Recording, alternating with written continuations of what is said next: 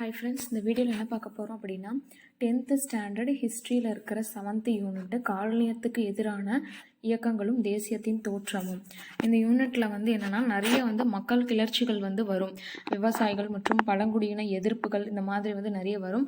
அது என்னென்ன reason base பண்ணி நடக்கும் அப்படின்னா, மறுசீரமைத்தலுக்கான கிளர்ச்சி, சமய இயக்கங்களுக்கான கிளர்ச்சி, சமூக கொள்ளை அடிக்கிறதுக்கு எதிரான கிளர்ச்சி, மக்கள் கிளர்ச்சி, இதை பேஸ் பண்ணி தான் வரும். ஸோ ஃபஸ்ட்டு பராசி இயக்கம். இது 1818 பராசி இயக்கம் சாஜி ஷரியத்துல்லா அப்படிங்கிறவரால் வங்காளத்தின் கிழக்கு பகுதியில் ஆரம்பிக்கப்படும். 1839 அவர் இறந்துருவார். அதுக்கப்புறம் அவரோட சன் டுடுமியான் அப்படிங்கிறவர் அந்த இயக்கத்துக்கு தலைமை வகிப்பார். அவர் என்ன சொல்லுவார் அப்படின்னா, நிலம் கடவுளுக்கு சொந்தம் அப்படின்னு சொல்லுவார். 1840 to 50 டைமில் என்னென்னா விவசாயிகளுக்கும் ஜமீன்தார்களுக்கும் நடுவில் நிறைய ப்ராப்ளம்ஸ் வரும். ஸோ அதுக்கான கிளர்ச்சிகள் தான் அங்கங்கே நடக்கும்.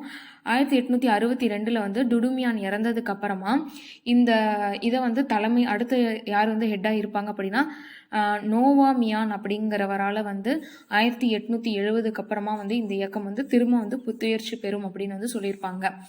ஸோ இந்த இயக்கத்தில் முக்கியமான இயர்ஸ்ன்னு பார்த்தோன்னா 1918, அதுக்கப்புறம் 39, 1850 to 40 to 50, 1862, 1870 அப்புறமா திரும்ப புத்துயிர்ச்சி பெறும் அப்படின்னு சொல்லுவாங்க. நெக்ஸ்ட் இயக்கம் பரசத்தில் வஹாபி கிளர்ச்சி. 1827 டிடுமீர் தலைமையில் இந்த இயக்கம் ஸ்டார்ட் பண்ணுவாங்க. 1831 நவம்பர் 6 புர்னியா நகரில் பெரிய தாக்குதல் நடக்கும். அதில் இந்த டிடுமீர் அப்படிங்கிறவர் இறந்துருவார். ஓகேவா. நெக்ஸ்ட் கோல் கிளர்ச்சி. இது எங்கே நடக்கும் அப்படின்னா, ஜார்க்கண்ட், ஒடிசா அந்த 2 பகுதிகளையும் நடக்கும். சோட்டா நாக்பூர் பகுதிகளில் நடக்கும். சிங்பு அப்படிங்கிறவர் இந்த இயக்கத்துக்கு தலைமை தாங்குவார். இந்த கிளர்ச்சி எப்போ நடக்கும்னா 1831 to 32. ஓகேவா. நெக்ஸ்ட்டு இந்த இயக்கத்துக்கான தலைமை தாங்குற 2 பேர் யாருன்னா, பிந்தராய் மற்றும் சிங்கராய். அவங்க 2 பேரும் தான் அந்த கோல் கிளர்ச்சிக்கு தலைவர்களாக இருப்பாங்க. நெக்ஸ்ட் கிளர்ச்சி சந்தாளர்கள் கிளர்ச்சி. இது இந்தியாவோட கிழக்கு பகுதியில் ராஜ்மஹால் மலையை விட்டு வெளியேற்றப்படுவாங்க அங்கே இருக்க மக்கள்லாம். ஸோ அதுக்கு எதிர்த்து மக்கள்லாம் போராட்டம் பண்ணுவாங்க. 1854 சமூக கொள்ளை வீர்சிங் தலைமையில் கொள்ளையடிப்பாங்க. ஸோ இவரோட தலைமையில் தான் கொள்ளையடிப்பாங்க. அதுக்கப்புறம் 1855 சித்து கனு அப்படிங்கிற 2 தலைவர்களுக்கு கீழே கிளர்ச்சி நடக்கும். ஓகேவா. 1855 ஜூன் 30 2 தரோக்கா இறந்துருவாங்க. தரோக்கா அப்படிங்கிறவங்க காவல் அதிகாரிகள். அவங்க இறந்துருவாங்க. 1855 ஜூலையில் மகாஜன்ஸ் ஜமீன்தார் ஆங்கிலேயருக்கு எதிரான கிளர்ச்சி நடக்கும். 1500 15,000 25,000 பேர் படுகொலை செய்யப்படுவாங்க. யாருன்னா ஆங்கிலேயர்கள், ஜமீன்தார்கள், அப்புறம் இந்த காவலர்கள், இந்த மாதிரி நிறைய பேர் படுகொலை செய்யப்படுவாங்க.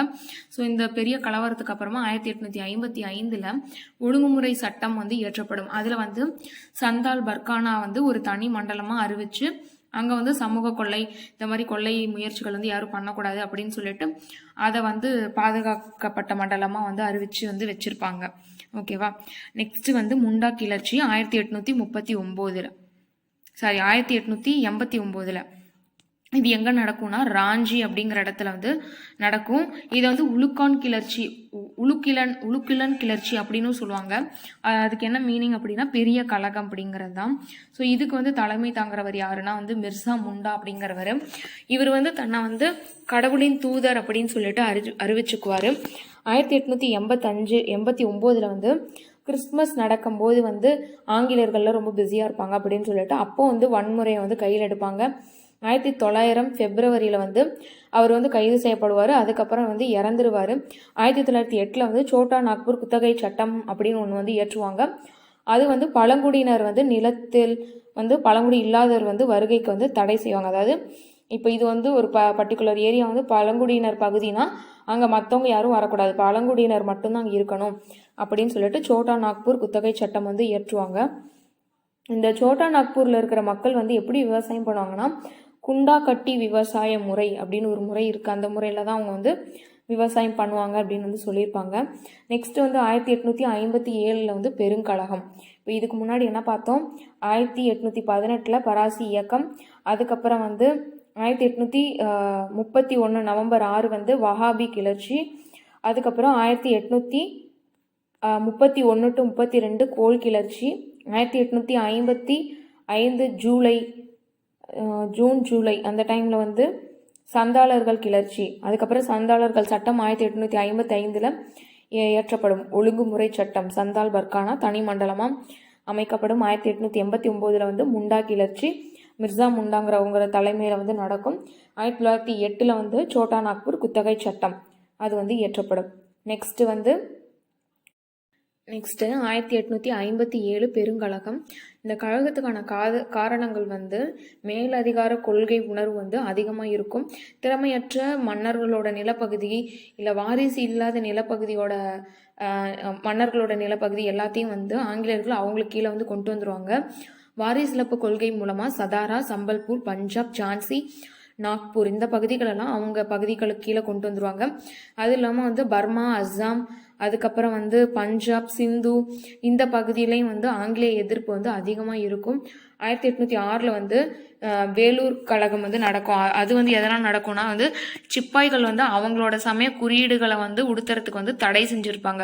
இப்போ இந்த மாதிரி திருநெறி வைக்கிறது, இல்லை வந்து அவங்க இப்போ முஸ்லீமாக இருந்தாங்கன்னா அந்த குல்லா போட்டிருப்பாங்க, அது தடை பண்ணுறது, அந்த மாதிரிலாம் சமய குறியீடுகள் வந்து பண்ணுறதுக்கு தடை பண்ணியிருப்பாங்க. 1824 கல்கத்தாவில் வந்து பராக்பூர் அப்படின்ற இடத்துல வந்து கடல் வழியாக வந்து பர்மாக்கு வந்து செல்ல வந்து தடை விதிச்சிருப்பாங்க. ஓகேவா. நெக்ஸ்ட் வந்து என்ஃபீல்டு ரக துப்பாக்கி வந்து அதில் வந்து கொழுப்பு அதாவது பன்றி பசுவோட கொழுப்பு வந்து தடவிருப்பாங்க. அதை வந்து வாயில் கடிச்சு வந்து அந்த துப்பாக்கி வந்து ஆப்ரேட் பண்ணுற மாதிரி இருக்கும். அது வந்து நாங்கள் ஆப்ரேட் பண்ண மாட்டோம் அப்படின்னு சொல்லிட்டு போராட்டம் வந்து பண்ணுவாங்க. ஒரே ஒரு அதிகாரி, அதாவது மங்கள் பாண்டே அப்படிங்கிற அதிகாரி வந்து மார்ச் 29 வந்து அவரோட மேலதிகாரியை வந்து சுட்டு கொண்டுட்டு அவரும் வந்து இறந்துருவார். ஸோ அதுதான் வந்து ஃபஸ்ட்டு வந்து ஸ்டார்ட் ஆகும். 1857 மே 11 வந்து மீரட்லேருந்து டெல்லி வரைக்கும் வந்து டெல்லி செங்கோட்டை வரைக்கும் வந்து மக்கள் படை வந்து போவாங்க.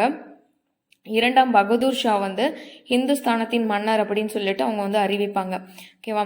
எங்கெங்கெல்லாம் கிளர்ச்சி நடக்கும்னா வடமேற்கு மாகாணம், அயோத்தி, அந்த அங்கங்கே வந்து உள்நாட்டில் வந்து கிளர்ச்சிகள் அந்த மாதிரிலாம் வந்து நடக்கும்.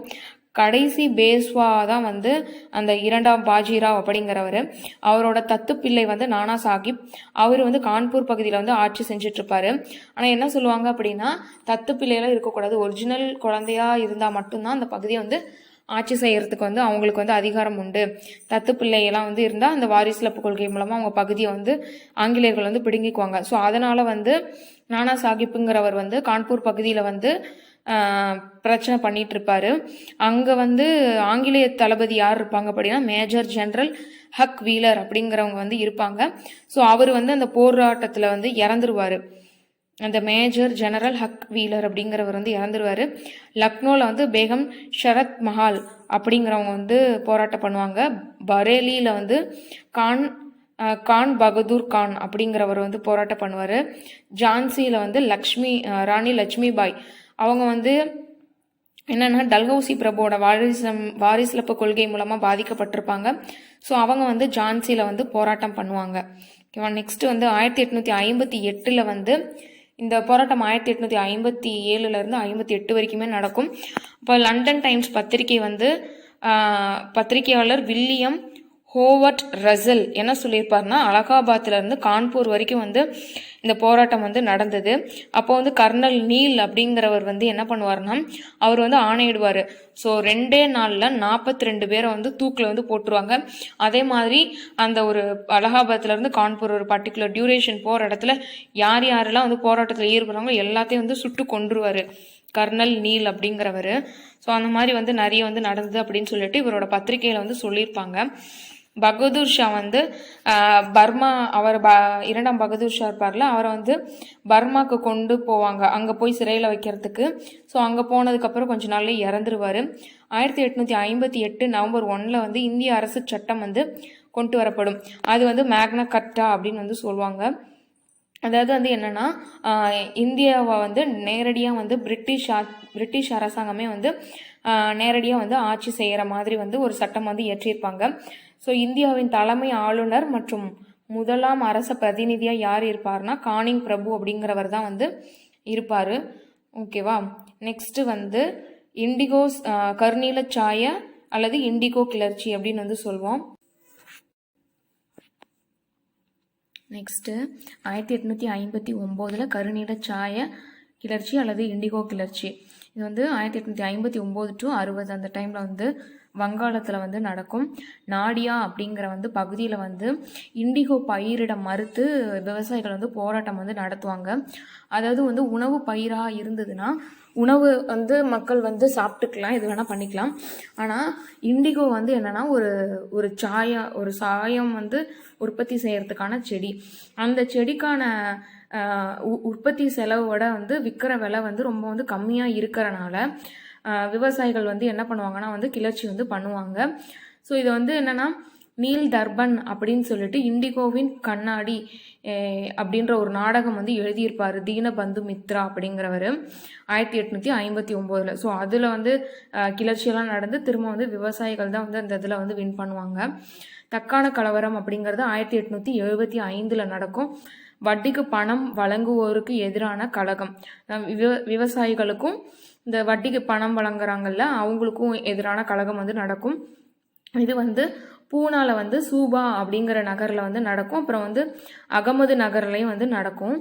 ஓகேவா. இதில் வந்து என்ன சொல்லியிருப்பாங்க அப்படின்னா முகலாயர்கள் காலத்தை விட ஆங்கிலேயர் காலத்தில் வந்து மக்களுக்கு வந்து வரி வந்து அதிகமாக தான் விதிச்சிருந்தாங்க அப்படின்னு சொல்லிட்டு ஒரு மானிடவியலாளர் கேத்தலின் அப்படிங்கிறவர் வந்து சொல்லியிருப்பாரு. இந்த அகமது நகரில் வந்து எத்தனை கிராமங்கள் வந்து இதில் வந்து பார்ட்டிசிபேட் பண்ணுவாங்கன்னா 30 கிராமங்கள் பார்ட்டிசிபேட் பண்ணுவாங்க. ஆனால் ஃபஸ்ட்டு தக்கான கலவரம் வந்து பூனாவில் தான் வந்து ஸ்டார்ட் ஆகும் அப்படின்னு வந்து சொல்லியிருப்பாங்க. கவ் அப்படிங்கிறது வந்து என்னென்னா ஒரு விவசாய கிளர்ச்சி. ஓகேவா. 19ஆம் நூற்றாண்டின் இறுதி வரைக்குமே வந்து நடந்தது அப்படின்னு சொல்லிட்டு ரணஜித் குஹா அப்படிங்கிறவரும் வந்து தெரிவிச்சிருப்பாரு.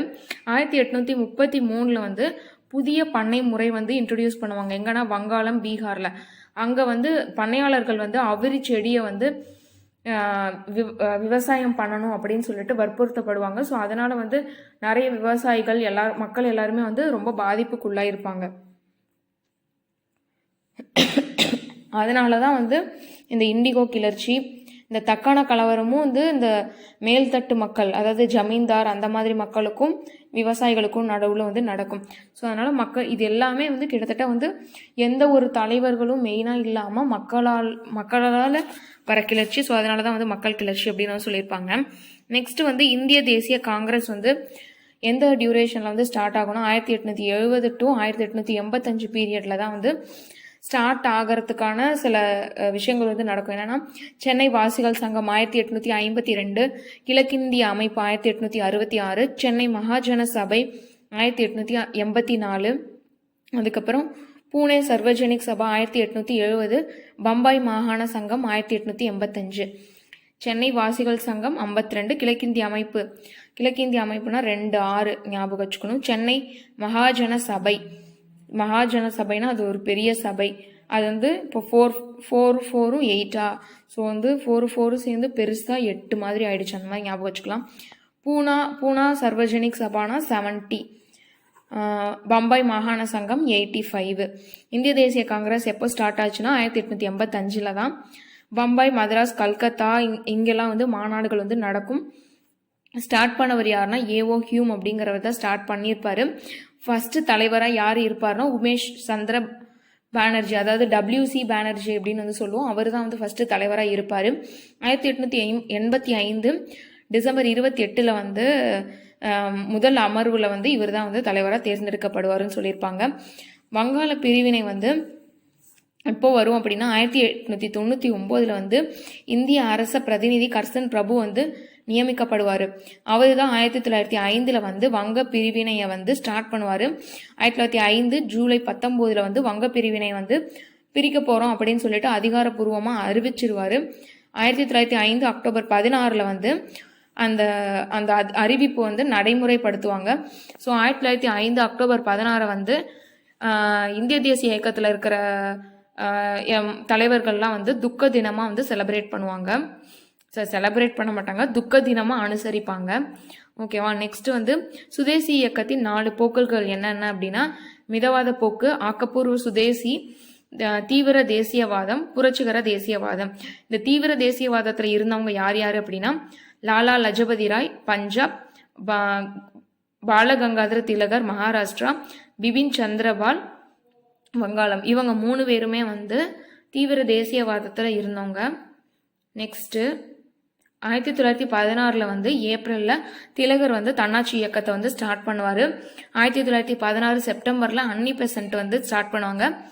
அதுக்கப்புறமா அன்னி பெசன்ட் வந்து சென்னை அடையாறில் வந்து அந்த தன்னாட்சி இயக்கத்தை வந்து ஸ்டார்ட் பண்ணுவாங்க. திலகர் அப்படிங்கிறவர் வந்து எங்கே ஸ்டார்ட் பண்ணுவார் அப்படின்னா யூஎஸில் வந்து ஸ்டார்ட் பண்ணுவார். அதுக்கப்புறம் ஒருத்தர் இருப்பார் லாலா லஜபதி ராய், அவர் வந்து பூனாவில் வந்து தன்னாட்சி இயக்கத்தை ஸ்டார்ட் பண்ணுவார். ஓகேவா. நெக்ஸ்ட் 1916 லக்னோ ஒப்பந்தம் வந்து கையெழுத்தாகும். யாருக்குன்னா இந்திய தேசிய காங்கிரஸில் இருக்கிற தலைவர்களுக்கும் முஸ்லீம் லீக்ல இருக்கிற தலைவர்களுக்கும் நடுவில். நெக்ஸ்ட் 1919 வந்து மாண்டேகு செம்ஸ்போர்டு சீர்திருத்தம் அப்படிங்கிறத வந்து கொண்டு வருவார். செல்வ சுரண்டல் கோட்பாடு பற்றி தாதாபாய் நவ்ரோஜி வந்து நிறைய வந்து சொல்லியிருப்பாரு. நீதிபதி ராணடே, ரொமேஷ் சந்திரதத் இவங்க எல்லாருமே வந்து செல்வ சுரண்டல் கோட்பாடு அதுக்கப்புறம் பொருளாதாரம் ரிலேட்டடாக வந்து நிறைய கருத்துக்கள் வந்து வெளியிட்டிருப்பாங்க. ஸோ இந்த யூனிட்டில் இருக்கிற கண்டென்ட் வந்து அவ்வளோதான். ஸோ புக் பேக் கொஷின்ஸ் எல்லாம் வந்து பின்னாடி வந்து பார்க்கலாம். தேங்க்யூ.